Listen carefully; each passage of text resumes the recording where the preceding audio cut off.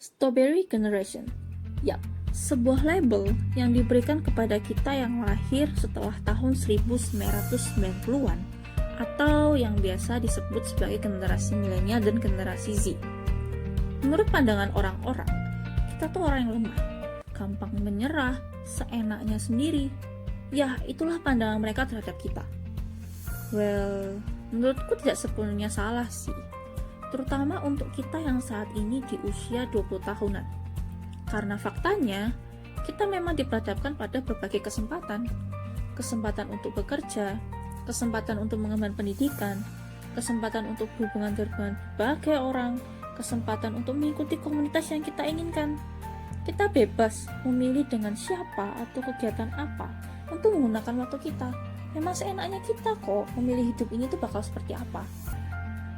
Namun, ketika kita mencoba, ada kalanya kita itu salah memilih. Sehingga, ketika kita salah memilih, kita merasa itu menjadi sebuah kegagalan. Ketika kita gagal, selalu dibilang gampang nyerah. Well, enggak juga sih. Kita tuh sebenarnya hanya butuh proses untuk mencerna semua yang sudah terjadi.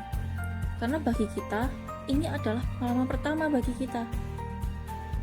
Pertanyaannya adalah, sudahkah kita tahu bagaimana cara menghadapi kegagalan atau ketidakpastian dalam hidup ini? Di sini aku mau kenalin ke kalian konsep anti-fragile. Konsep yang dikenalkan oleh Nassim Nicholas Taleb dalam bukunya Anti-Fragile: Things That Came from Disorder. Konsep di mana tidak hanya bagaimana kita bisa survive dari sebuah fase buruk dalam hidup kita, tetapi kita bisa bertumbuh dari fase tersebut. Sederhananya nih, kita lebih banyak mengenal konsep resilient, yaitu bagaimana kita bisa bertahan di tengah stres yang sedang kita hadapi. Contohnya ibarat olahraga angkat beban nih. Kita tuh berhasil mengangkat target beban yang kita inginkan. Itulah konsep resilient. Sedangkan konsep anti-fragile, kita itu tidak hanya bertahan, bahkan kita tuh bisa bounce back loh dari stres yang kita alami. Kembali ke contoh olahraga angkat beban tadi. Kita tidak hanya berhasil mengangkat beban yang kita inginkan, bahkan kita tuh bisa mengangkat beban yang lebih berat lagi. Dalam psikologi, anti-fragility bisa disebut sebagai PTG atau Post Traumatic Growth. Pendeknya adalah bertumbuh dari kesulitan hidup.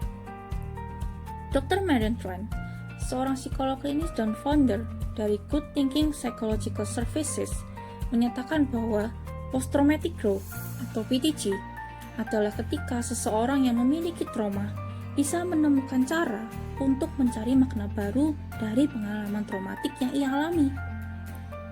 Dr. Marion meneruskan bahwa ada beberapa ciri kalau kamu itu grow atau bertumbuh dari trauma yang kamu alami. Yang pertama, kamu merasakan adanya dorongan atau kekuatan dalam diri untuk melanjutkan hidup kamu. Yang kedua, kamu lebih menghargai hidup kamu. Yang ketiga, kamu melihat banyak sekali kesempatan yang ada di depan kamu untuk bisa bertumbuh. Yang keempat adalah kamu merasakan perubahan spiritual di dalam diri kamu. Dan yang terakhir, kamu merasakan hubungan kamu dengan orang lain itu semakin baik, semakin sehat, dan kamu merasa selalu ingin bersama dengan mereka. Bagaimana kita bisa grow dari sebuah trauma atau stres? Well, aku kasih beberapa tips nih untuk kamu. Yang pertama, reflection. Refleksikan apa yang telah terjadi dalam hidup kamu. Jika kamu rasa sulit, boleh deh kamu coba buka sebuah jurnal atau kamu ambil sebuah kertas dan tulis di situ apa yang sedang terjadi dalam hidup kamu. Evaluasi apa yang terjadi, kemungkinan-kemungkinan apa yang sebenarnya bisa terjadi, dan apa yang bisa kamu lakukan, atau cari bantuan seperti apa sih yang bisa membantu kamu mengatasi masalah kamu. Yang kedua adalah community. Bagaimanapun kita tuh pasti butuh seorang teman, keluarga, atau guru sebagai komunitas kita. Di sana kita merasa didukung, dibimbing, dan kita terus belajar untuk semakin dewasa bersama dengan mereka. Bahkan kadang tuh ya, kita tuh bertemu mereka bukan tentang bagaimana kita bisa menyelesaikan masalah dalam hidup kita, tetapi tentang bagaimana meluapkan pengalaman dan perasaan kamu supaya kamu merasakan pikiran yang lebih jernih, perasaan yang lebih tenang, dan merasa kamu tuh ada bersama dengan mereka. Yang ketiga adalah support. Cari bantuan profesional seperti psikolog atau psikiater. Mereka adalah second opinion dari seorang ahli yang dapat membantu kamu melihat sisi lain dari pengalaman kamu. Dan bahkan beliau-beliau bisa mengisi kembali energi untuk kamu dapat terus berjuang melanjutkan hidup kamu. Yang keempat adalah indirect happiness. Tetaplah bahagia apapun yang terjadi. Terkadang kita tuh terlalu terpatok pada kebahagiaan yang berfokus pada hasil. Contohnya nih, kita bahagia kalau nilai kita bagus. Kita bahagia kalau kita bisa menyelesaikan pekerjaan kita. Kita bahagia kalau kita mendapatkan keuntungan yang besar. Padahal, kebahagiaan itu tuh bisa saja didapat secara tidak langsung loh. Nah, inilah yang disebut sebagai indirect happiness. Carl Bessasar dari Happiness Studies Academy memberikan Spire Model sebagai pedoman kita untuk mendapatkan indirect happiness. Menurut beliau, indirect happiness itu bisa didapat dalam beberapa aspek. Yang pertama adalah aspek spiritual, yaitu ketika kita memiliki tujuan dan keinginan hidup yang jelas.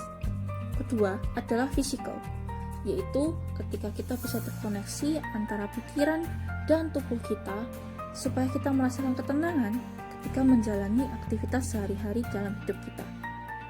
Yang ketiga adalah intelektual, yaitu ketika kamu setiap hari bisa memenuhi rasa keingintahuan kamu sehingga kamu merasa lebih bertumbuh, merasa banyak ilmu yang bisa kamu terapkan di dalam hidup kamu. Yang keempat, relational, yaitu ketika kamu memiliki hubungan yang baik dengan orang-orang yang kita cintai, misalnya keluarga, teman, sahabat, guru, atau siapapun yang selalu ada buat kita. Yang kelima adalah emosional. Kita bisa menerima setiap emosi yang kita alami. Misalnya, kamu boleh loh merasa marah, kamu boleh loh merasa sedih, kamu boleh loh merasa kecewa. Tetapi kita bisa merasakan emosi-emosi itu, sadar akan emosi itu, kita akan lebih tenang, kita akan lebih mengenal diri kita. Bahkan kita bisa belajar untuk mencintai diri kita sendiri. Itulah 4 hal yang bisa kamu lakukan untuk menjadi anti-fragile. Bagaimana dengan kamu sekarang?